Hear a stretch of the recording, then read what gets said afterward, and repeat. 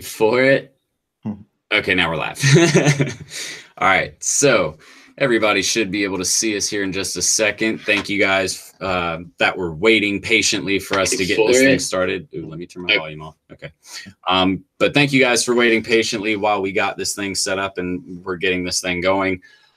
We have something super special for you guys today. Let me take these off. We have something super special for you guys today. So as I've mentioned previously on some of our live events, we are doing, or we're going to start bringing on a lot of the experts and industry related people that I work with or have partnerships with or have done business with in the past.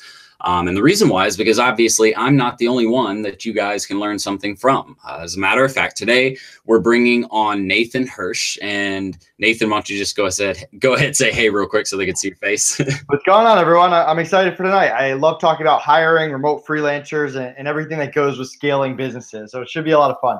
Yeah, man. And so Nathan is, again, he works or really owns a company called freeup.com. And FreeUp is really, really great, guys, because it's different from a lot of the other outsourcing platforms out there. And it's a reason why I really like to use it. And we'll talk about, FreeUp and how it kind of works a little bit throughout this training. But most importantly, you guys know me. I'm all about bringing training and value to you guys. So Nathan's going to come here. He's actually done about $10 million in revenue for FreeUp. And all this guy does is outsourcing. He outsources for his own business. So to say he's a professional, honestly, might not even do justice to Nathan, because this guy lives and breathes virtual assistants and outsourcing. So FreeUp is a really cool platform. Obviously, we're going to let him talk about that a little bit. Hey, Jamie, how's it going? We're going to let him talk about that a little bit. As you guys hop in, do me a favor. And hit the thumbs up button so that way I know you guys are here. Also, that helps other people see our videos, and we appreciate that. So make sure to hit the thumbs up button. Leave a comment if you're here. Let me know where you're from and the name of your marketing agency, and that will do for now. As well as if you have any questions, if you're wanting to hire, if you're wanting to outsource, or you're wanting to build your marketing agency team, then you have to talk to Nathan, and you need to start asking him some questions while we have him here. And after this, I recommend looking up FreeUp. Obviously, we're going to leave a link in the description right below this. If you guys want a free $50 credit, Nathan has been nice enough to give that away. We're going to mention it again throughout this video, but it's a free $50 that you guys can put into outsourcing. It's the link right below this video in the description. So check that out. I mean, at the very least, you can hire someone to do some scheduling of your posts for you for like a month or 2 months if you find someone in like the Philippines at that rate. So seriously, guys, take advantage of this opportunity. But I'm going to go ahead and turn it over to Nathan. Nathan, again, thank you very much for coming on and talking with these guys. Go ahead and do me a favor and just, again, introduce yourself. Talk about yourself, FreeUp, how you got into outsourcing, where you started, and how you got to where you are today. Yeah, sure. So it all goes back to when I was a kid. My parents were both teachers, and I always grew up with the mentality that I was going to get good grades in high school, get into a college, get good grades for 4 years, work for the next 40 with a real job, and that was going to be my life.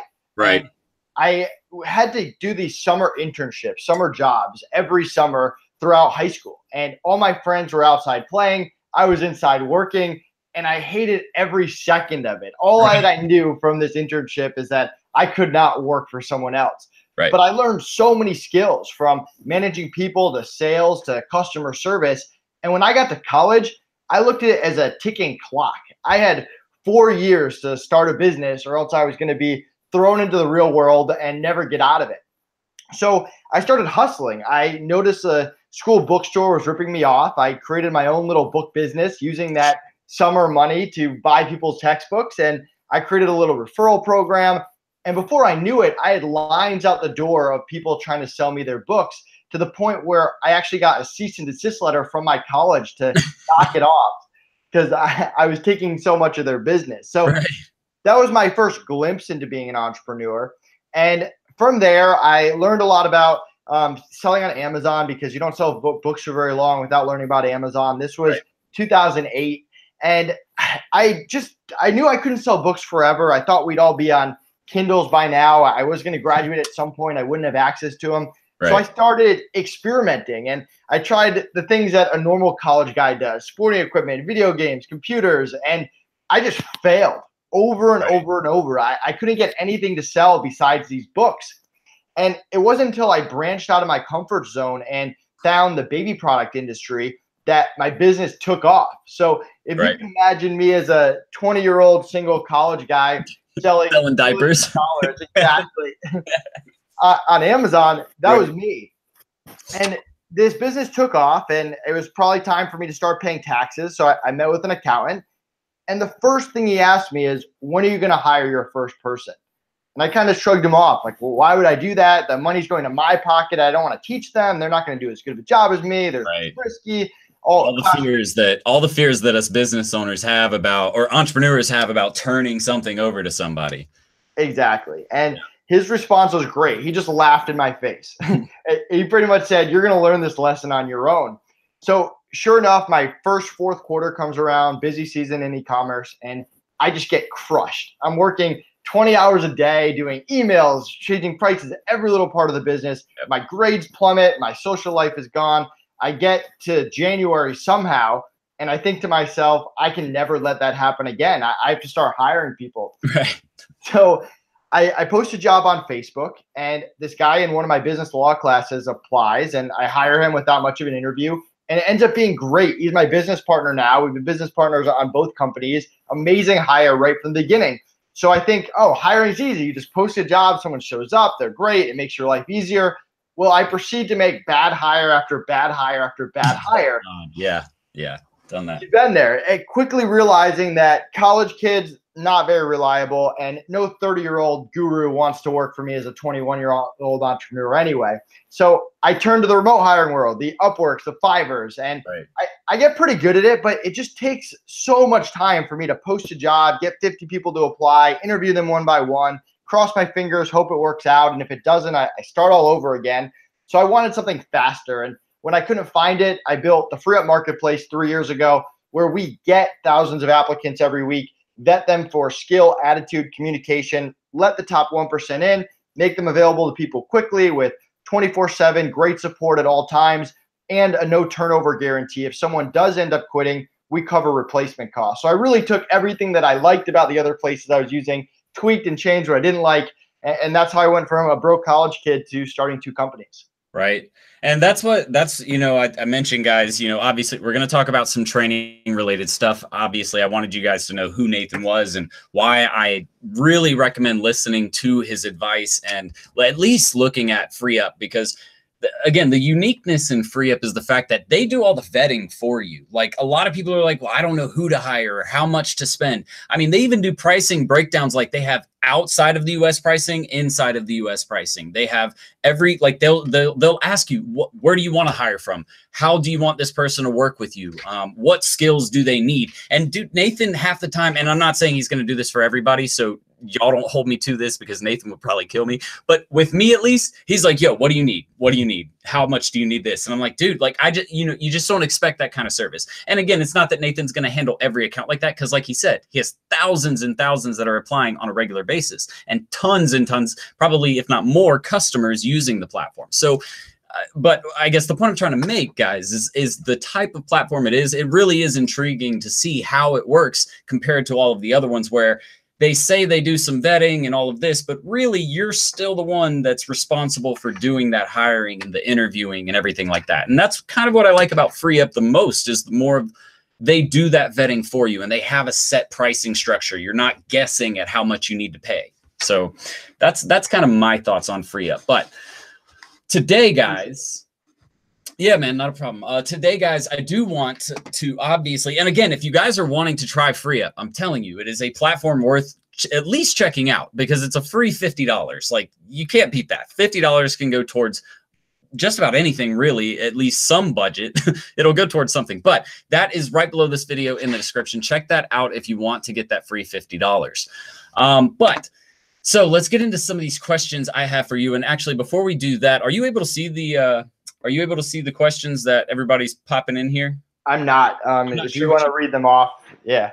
Hold on though. Let me see really quick. No, that's maybe I can on the left. Yeah, that's what I was trying to see, because I don't know what you see. I've never been on that end of the live call. So what I can do though, I can always share my screen. But yeah, feel free to just read them or whatever. Yeah. No, I'm definitely going to. I just wanted to see if there was a way I could show you them, but that's okay. I'll actually just do this. This works better. All right, get the questions off the screen here. All right, so excited for this one. So Heather's obviously excited for some outsourcing stuff. Would it be a good idea to go to BNI's as a guest? Yes, it would. And could you touch a little more on video marketing outsourcing? So there's a question for you. Nice. So Kewen, I'm going to let Nathan kind of give you a broad answer because you're not very specific there in your question. If you have a more specific question, please make sure you leave it. But I mean, as far as video outsourcing is concerned, Nathan, what are your thoughts? Or not necessarily your thoughts, but what's your recommendation there? Yeah, so I like to think of freelancing in 3 different levels, and doing video and marketing is no different. The basic, mid, and expert. So a basic level freelancer, $5 to $10 an hour, non-US. When you think of outsourcing, they might have years of experience, but they're followers. They're there to follow your systems, your processes. If you don't have those in place, you're really going to struggle hiring that basic level freelancer. Then you got the mid level, the $10 to $30 an hour.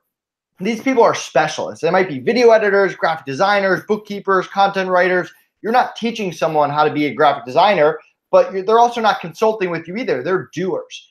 And then you got the experts, the 25 and up that can consult, project manage, execute high-level game plans. You trust them with your spending budget. Those are the best of the best. So as you're going through, no matter what skill set, it could be graphic design, it could be marketing, it could be video editing, you really got to think of where you are in your business. Do you have a structure? Hey, this is when I post. This is when I record. This is how I want my videos edited. This is the system that they're going to follow, A, B, C, D. Or are you more of, hey, I just have tasks I need to get done. I want to take this stuff off my plate and get someone that maybe I can tweak what they're doing, but I just want them to do this project at a high level. Or am I just entering a new realm? I mean, I could spend the next 6 months learning how to become a Facebook ad expert, but that's not the best use of my time. At some point, I have to hire experts to do things at a high level that I wouldn't be able to do, that I can't commit to. So I hope that answers your question of kind of figuring out, hey, do I want that follower to go in there? Do I want that doer, or do I want that expert? Dude, Nathan, I think you said it perfectly. Like, I'll tell you guys this, and this is from my experience. When I first started really putting together my team and my agency, I kind of went out and I was like, I went with the mentality that I just need someone to get all this shit done. And so I started hiring, but I hired the followers, and I didn't hire somebody who knew how to take the systems or the requirements that I needed to get done and actually execute, right? These people were they were the people that I had to hold their hands and say, look, these are the steps to get this done. Take those steps and then submit it here once you finish, and then notify this person once you get done there. And so I'm still actually in that stage because I'm hiring more internally. We're bringing on people who, we're trying to keep them long-term. So we're building systems and workflows for not only the marketing agency, but for the personal brand. So we're teaching people stuff, and we're still doing training, but it's completely different. It's like you said, they are straight up followers. Like when you go to the Philippines or India, and you don't directly live in one of those countries already, if you're in the US, which a lot of my following is, or the UK or Canada, there's a couple of things. Number one, the language barrier is going to be super difficult for you to overcome. If you're not used to talking to people in India, which luckily in my life, I actually had some experience with that prior to ever doing this because I had some friends in high school. But if you're not used to that, it makes it very hard to understand what each other's trying to say. And so if you don't have things clearly documented, or video trainings, or some sort of workflow that's mapped out on like Lucid Chart or something like that, where you have it, a workflow with arrows pointing to things, it makes it very difficult. And so Nathan really hit the nail on the head there, I would say, because when it comes to outsourcing, you're either going to have to pay more money to get someone who's going to be able to execute, or you can go the cheaper route, which is fine, but it's going to take your time and footwork up front to lay the groundwork for those people to get that job done, right? Yeah, absolutely. And that's one of the biggest mistakes people make. I mean, they hire a doer when they really need someone to point them in the right direction. Or like you just said, you hire a follower when you really need someone who could just do it without you spending time on it. I mean, right. There's a time and a place for everything. I hire plenty of followers. I have a 10-person team of assistants that covers my Skype, my email, live chat, and the website. And they're amazing, but it took time. It was an investment. And that's what you do as a business owner. You're constantly looking on, how do I invest into my business? And systems and processes and people is a great investment when you can get it to the point where you actually get hours in your day back. I mean, oh yeah, you look at it, you're like, hey, I work 50, 60, 70, whatever hours you work in a week. How do I get 10 hours back? How do I get 20 hours back? Right. That's what successful entrepreneurs do. And you can't do that without the followers.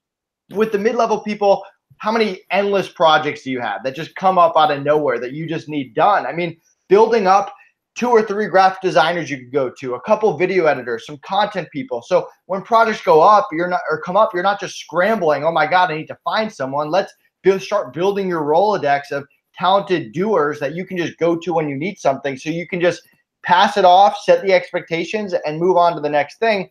And then the experts, we all get to the point, we can't do everything as an entrepreneur. You're not going to master every part of your business. When do you bring those experts on? I mean, I have an agency that runs my Instagram, that runs my Twitter, that does my Facebook ads. And I have developers that do a lot of stuff that I would never be able to do, even if I spent the next 5 years doing it. So knowing when to use these different levels is a real strength as a business owner if you can do it at a high level. Right. And that's and so there's a couple of things that I kind of want to touch on, because I mean, that's really, when it comes down to entrepreneurship and starting a business and building that team, it sucks. Like that's what I know. It sucks so hard because it's busy work. That's all it really is. You're sitting there and you're saying, okay, this person needs to write posts and they need to be scheduled at this time. And then the writing needs to be in sales copy, like there's just all kinds of details. You're writing details about a person's job. So essentially you're sitting there writing job roles and like hiring documents for people. And it's not fun. Like that part is not fun because you have to be analytical. You have to be able to, think from start to finish, and then also be able to reverse engineer things to say, well, does that really make sense? Does that work? And so it takes time. But as much as that sucks, as much as it is freaking awful to do, that time that I get people who message me on a regular basis, Jordan, how do you do so much? How are you always working? I'm like, dude, I'm not. I've built a team of almost 30 people now who work for me and do specific jobs, so that way I don't have to. One of the first things that I always tell people, if you aren't in my program, my digital marketing school program or personal branding program, the very first thing that I teach my students when it comes to outsourcing is you need to outsource ASAP. Like as soon as you take on that first client, you need to start outsourcing at least 1 to 3 jobs if you can afford it. And I mean, seriously, someone like a post scheduler, right? You can hire someone in the Philippines who is a post scheduler. All they do is schedule all of your content. That's going to save you hours every single week right there. And it costs anywhere from $3 to $5 to $7 per hour, depending on where you're hiring from.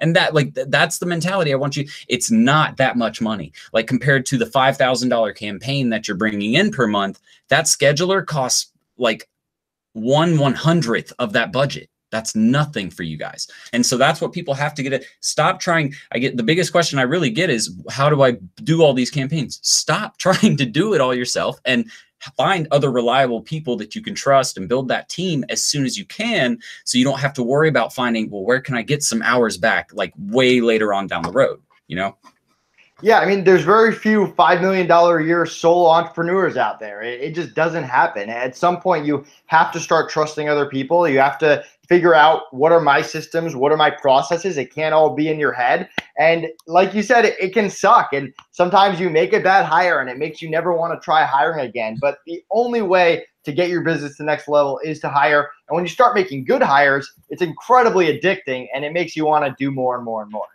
So Heather has a question for you. She's asking, how is it that you actually go about vetting these people to where you can really trust them by the time you're done?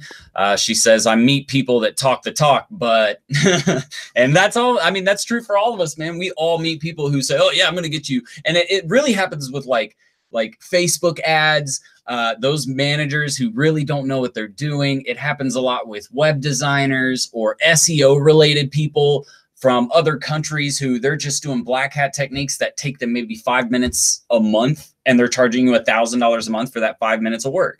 So what do you really do? Maybe give a couple examples of, let's say, an SEO manager versus hiring, vetting someone for Facebook ads. Those would be two perfect. How do you vet those two people? What is it that you ask them or do? Yeah, so our vetting is for skill, attitude, and communication. And we found out a long time ago that when you just hire someone for skill, someone who has a really good resume, a lot of times it can blow up in your face. And that's because you don't vet for the attitude and the communication as well. So for skill, it's different depending on what the skill set is. I mean, if they're a graphic designer, we look at their portfolio. If they're a developer, we have dev tests that we purchase and we put them through. If they're a Facebook ad expert, we have a specific test that we've created. Same thing if they're an Amazon expert, we ask them Amazon questions. So right. The skill is different, and we're not looking for everyone to be a 10 out of 10, but because there's a time and a place for someone who's a 10 out of 10, a 5 out of 10, a 3 out of 10, what we really care about at the end of the day is that you're only going to take on projects at a high level that you're going to crush. We're not a marketplace to experiment with new things or try new skill sets with our clients. We want you to only take stuff, and we make it very clear one of the fastest ways to get kicked off our platform is if you take projects that you can't do at a high level. So that skill.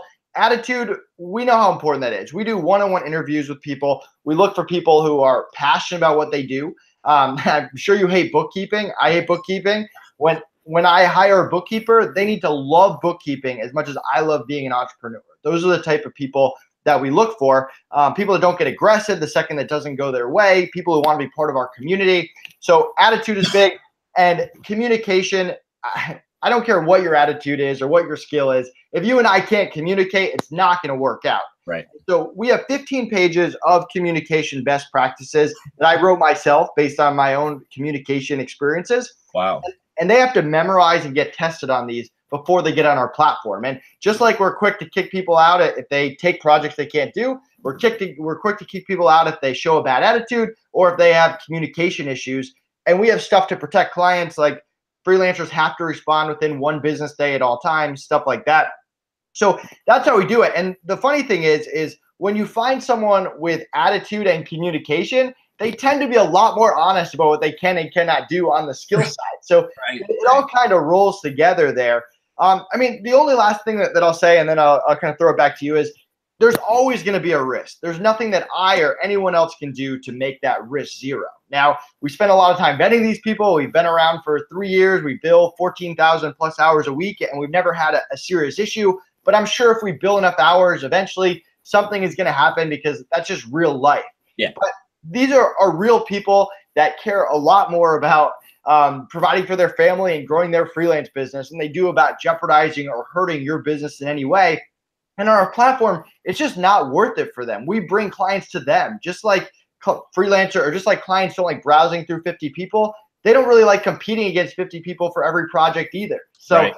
They're very cautious about only taking stuff on that they're going to do at a high level, or else they lose all their clients from us. They get removed from the platform and all that. And I guess one last thing, the number one way that you can not eliminate, but avoid risk is build actual relationships with the people that you're working with. You can have all the NDAs and last passes and user permissions in the world, but there's just no substitute to building a good relationship with someone. Even if you fire them or they quit, the good relationship protects your business a lot of the time. Right. And that, guys, you know, one of the biggest pieces of advice that I could ever give you in that regard is pay people what they're worth. You know, don't try to be a cheapskate. And the reason why is because you kind of have to take, and I say this a lot on my channel because I think the guy is a genius, at least for this mentality, but the Donald Trump approach, you hire people that are smarter than you and place them around you and your business. And the reason why is because you can't do everything yourself. So you have to be able to trust those people. But when it comes to hiring and, you know, vetting those people, I think Nathan, again, hit it on the head. You really have to understand that they have to be able to communicate. They have to have the skill and they have to have the right attitude. But most importantly, communication, because if that doesn't happen, guys, your projects will fail, your customers will hate you, and then it comes back poorly on your business, right? So, you know, and I guess as long as they communicate and they're willing to say, look, I messed up. You know, that's really, I want someone who's not only, you know, the communication is good, but I also want honesty. And I want them to say, look, yes, that was my fault. And, you know, for me messing up, I'm willing to make this right for you. Yeah, I'm not going to charge you extra. You know, someone who's willing to work with you, because those people right there, I'm like, wow, they actually care about giving me a good result. It's not just the, oh, okay, well, I need to get paid. And so I'm willing to say, okay, well, cool. Let's build this relationship. Let's continue to feed each other, give each other work, give each other, you know, the quality output that we're looking for, and then I'm willing to pay that person more to do that job. So every VA that I've actually had that's worked for me for more than, I'd say, 3 to 4 months has received some sort of pay increase. Most of them are at about 15 to 25% higher pay than when they originally started. So that's the thing. Build that trust with them, build the relationship. Don't just see them as an employee. Like I have one VA, I'm not going to mention her name. I have one VA who will hit me up just about once a month at least and just tell me that her daughter says hi, and that she's like, the other day she hit me up and told me that she's having twins. She's in the Philippines, but she like hits me up and she's like, hey, I just wanted to tell you I'm having twins and I'm so excited. She like she loves me, and Anne is a great, I said her name, whatever. Anne is a great VA. Like she is fantastic and she just does a great job. And so I reward her for that. And she treats me more like a friend than a boss. And though you don't want to mix those two, too much, you don't want her to think, okay, this is my friend. You want them to think, yes, they're your boss, but you want them to also be able to come to you at a personal level and say something like, hey, this is going on in my life. I need some help here. What do you think, I should do?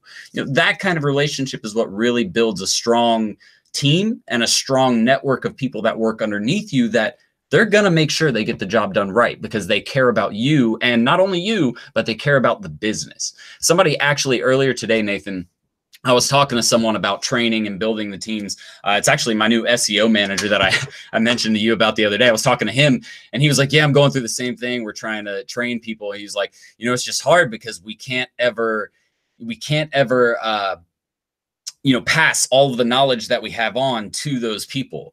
And he said one thing at the very end of that. He's like, but the key is to find people who love your business as much as you do. And I was like, that's pretty much it. You have to find people that are willing to work for you, but also learn to love and grow with your business as much as you do. And I think that's paramount. Yeah, absolutely. I mean, you kind of touched on a bunch of points there. Turnover is so expensive. I mean, it's the #1 killer for startups. And if you don't treat people well, if you're not listening to them and having feedback, it's going to be tough. And nothing costs you more than lowballing people, right? Because someone wants $15 an hour, you offer them 12. Maybe they really need a job there at that particular time. They take it, you invest not just your money, which you can get back, but your time, which you can't get back. And all of a sudden, after that, they get a higher paying job and they're out the door and you start all over. And how much money did you really save? And I always revert back to probably one of the biggest eye openers for me as an entrepreneur. Back when I had an office, I had 3 consecutive people quit for the same position. And my turnover was awful. It was somewhere around like 50, 60% or 40, 50%. Right. And I sat down with him and I said, hey, do you mind if we do an exit interview? And I don't know if you've ever done an exit interview before, but it's incredibly uncomfortable. I can't put into words how uncomfortable it is. But I sat there across the table from him, and he didn't really like me. I didn't really like him. And he just hit me to the core. I mean, he told me everything that was wrong with my manager style, my culture, my hiring process. And I should have written him a check right there, because that information saved me hundreds of thousands of dollars. And one of the last things that he said to me before he left was, you know what? The entire time I've worked for you, this is the only time you've ever asked me for my feedback.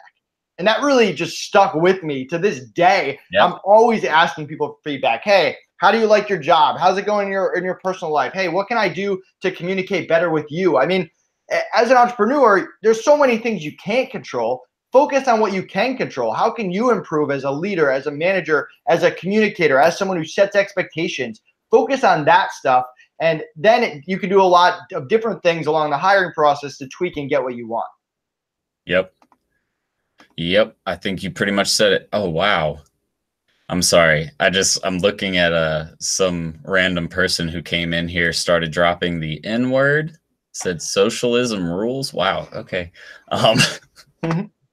You get some people on here, I swear sometimes they just get a little bit rowdy. But I have another question for you. It's a really good question too, that a lot of people ask. We'll pretty much do this one, guys, and then we will do our mentorship course giveaway. Nathan, we do a giveaway every single week for our mentorship, or my mentorship program that I run. So what I'm going to do is I want you to, while I'm, or actually, no, I'll do it since you're going to answer the question. But basically what we're going to do is I ask a question based off the training and discussion that we had today. They answer it. First person answers it wins the course. So we'll do that in just a second. But the last question that I see on here, and K-Days, I'll also answer yours. It says, how do you pay these VAs? Every week or just by the job? So basically he's asking, do you recommend hourly or flat rate pay? How do you know when to pick which type of pay? What's your recommendation there? Yeah, so I mean, I can only talk about my platform. There's a million different ways you can pay people. Our billing periods are Wednesday to Tuesday. We charge you every Thursday, and you have a week to dispute anything before we pay the freelancer the next Thursday. Our default is hourly. The freelancers set their own rates. We're a marketplace. If we tell you, Bob, it is $10 an hour, you pay $10 an hour, nothing else. But you can negotiate it. You can agree to fixed pricing. We can set up monthly billing if you want to pay on the first of every month. I mean, we have PPC agencies and freelancers on our platform that will charge a monthly rate, and we just bill the client every month. So we kind of have a default just to keep it nice and clean, but you can adjust it to anything you want within reason. And again, with hiring, I think sometimes we get into what's the right way to do it, what's the wrong way to do it. And it's not always like that. I mean, there's pros and cons to everything, and everyone's business is a little bit different, and every freelancer and virtual assistant's a little bit different. So sometimes it takes a little bit of tweaking to figure out the best strategy for you and your business. Right. And guys, if you want my opinion, I think he does it the right way by default, because I don't prefer to do flat rate jobs. In my opinion, they just don't work out as well. Sometimes you'll need extra work done, and then they're like, oh, well, we're already done with the project and they're already paid, so they're not willing to do extra work. So then you have to rehire or find someone else because they're not willing to work on an hourly rate. Like, it's really just easiest to work with hourly rates, in my opinion. The best piece of advice I can give you, Rock, on kind of looking into what I should charge, is to go onto a platform and start posting jobs and just look at what people are posting for those jobs, or talk to someone at FreeUp because they have great customer support. Talk to someone there and say, hey, I don't know what I should be charging for a web developer. Can you give me some advice? And that's what they do. That's what I love about FreeUp. They have people on staff to help with that kind of support. They help you get the right kind of person hired. They do all the vetting. Like someone asked earlier, how do I know who to trust? That's the great part about FreeUp. You don't have to worry about that because they go through all of that and they kick the people who you can't trust, right? So, I mean, there really is no beating that platform, in my opinion, as far as who you can trust and the amount of support that you're going to get if you guys have questions about pricing or what job does what, or what the title of a job I should be searching for would be called. They're going to be able to help you with all of that kind of stuff. So again, before we ask the question for the mentorship giveaway, you guys make sure to go right below this video. In the description, there will be a link. It's like right at the very top. It's like in the second little paragraph. For FreeUp, you'll get that $50 credit, and then you can start working with Nathan and get, your whole VA game going. Yeah, one last thing. My calendar is right at the top of freeup.com. So if anyone wants to meet with me about their business, their hiring needs, more than happy to meet with you. Just book a time on my calendar. Perfect.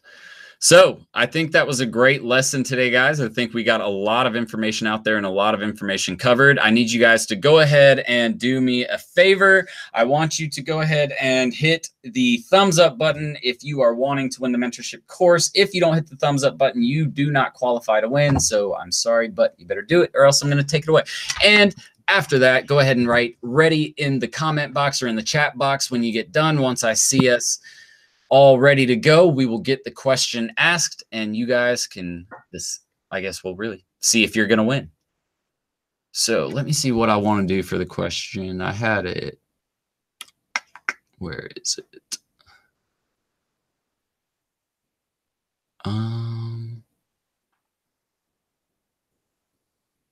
Did they remove their question? Where did that question go? I have one in the very beginning I was going to use. Okay, fine. Nathan. Yeah. What kind of VA related question do you think we should ask? Actually, where's my notepad? That's a good one.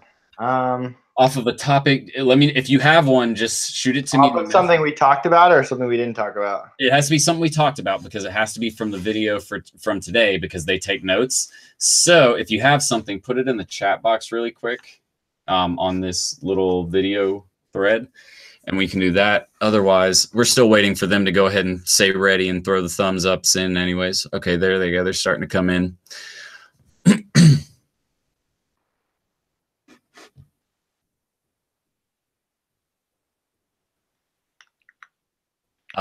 The answer to it? Are you asking me? Oh, I thought you just wanted me to send you the question. No, I mean, that works. Do you have the answer to it as well? Yeah. Yeah, type that in there too, because what I do is I will look in the chat box right over here. When the first person answers that answer correctly, that's who we give it away to. And just so you guys can see, because y'all always like to think I'm cheating y'all on a giveaway or something. Dude, it's so funny. I'll ask the question and people start putting in the answers, but my feed comes through before their feed. So they're like, oh my God, I won. I answered the question first. I'm like, guys, I'm showing you the screen. You can see who comes in first. I'm not going to lie to you. Okay, guys. So Nathan has the question for you guys. If you're ready, go ahead and get prepared get prepared to type in your answer, because the question, and we went over this towards the beginning of the talk. It was one of my favorite parts that Nathan made.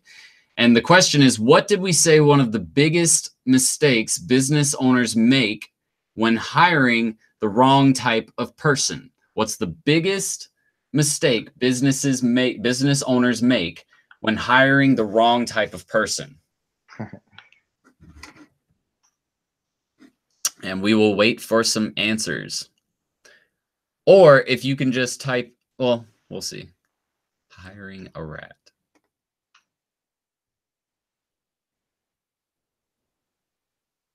There we go. I got rats got kicked. Lack of outsourcing, hire first. They don't qualify the person. Not hiring a doer, having to spend time explaining the process. Okay, so better question. Let me reform the question for you guys, just because I know if I say it like this, I think I might get the answer we're looking for. So the question is, there were a couple of types of employees or VAs that you could hire. There were 3 types that we covered. What is the first type that we covered of a VA where these people really, you're going to have to put in a lot of upfront work? That's what I want you guys to get. There you go. What are the types of VAs that you'd hire? What was there we go. We got one. Rock Davis. Rock Davis got the follower question. There we go. Rock, so I'm going to be giving you the mentorship course giveaway. You got that question right, obviously. Followers, guys. The followers are the people that when you hire them, you're going to have to give them a ton of instruction. All right. Those mid-level guys, you're still going to have to give some instruction, but they know at least a little bit of what's required. And then you have finally the expert level people where they just need minimal supervision and they can execute the job, but they're going to be a little bit more expensive. And again, there's different times you want to hire each one of those people. Really, guys, what I recommend is when you're in the beginning of when you're in the beginning stages of your agency, you're going to start with the followers. All right. You're going to have to put in the upfront work to write out the workflows, because you're not going to be able to afford the experts necessarily. An expert Facebook ads person is going to cost anywhere from $50 to $150 per hour, really depending on their results and their track record and their brand, really, because that name they've built behind themselves will add some extra value to them. But just so you guys know, I mean, there are those different stages. The followers are the ones that are super important for you guys in the beginning, because of the fact that, again, you guys are going to have to work with lower budget people and build those processes for them. So, Rock, congratulations again on answering correctly. Make sure you send a message over to my business Facebook page, and we will get your mentorship course promo code over to you by tomorrow. But outside of that, guys, we are done for today. Nathan, I just wanted to say thank you again for coming on. I really do appreciate it, man. And I think that we got a lot of super valuable information out of this. I think a lot of people got introduced to FreeUp today that didn't know FreeUp was even a platform. And I think you're going to have a lot of happy new customers because, again, guys, if you're looking for someone that's going to be able to guide you a little more through the process and give you some more insight on who to hire, when to hire, Nathan's that guy. So I really appreciate you having me. I had a lot of fun. Again, if anyone wants to reach me, I'm probably the easiest person in the world to contact. Social media, my calendar, Skype, email, you name it. And yeah, thanks again. Cool. All right, guys. Well, I will see you guys on the next live stream that we do every Thursday at 9 p.m. Eastern Standard Time. If you haven't, make sure you hit the subscribe button in the bottom right-hand corner of the video. Oh, wait, I guess I should show you guys me. I forgot I took over control. All right, so you should hit the subscribe button in the bottom right-hand corner of this video so that way you get updates to all of our free training, our free resources when we have experts like Nathan come on here and talk about digital marketing or outsourcing and any kind of other training that we do that's related to starting an online business. So thanks again, guys, for hopping in. I will see you guys on the next one. But until then, Serial Entrepreneur out. Bye, guys.